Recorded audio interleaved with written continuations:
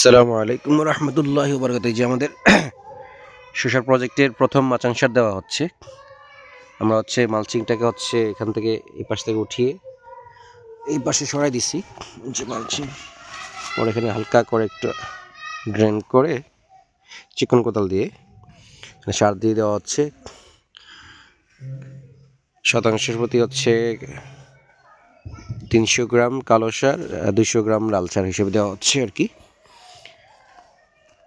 এই অবস্থা। শশা গাছ এখন পর্যন্ত মোটামুটি ভালো আছে,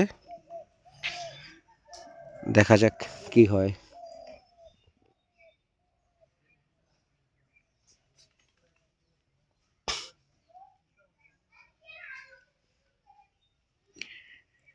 কি আলম কাকু কি দিচ্ছেন? ভাই কাকু। এটা কি সার বলে জানেননি? হ্যাঁ, এটা কি সার জানেননি? না,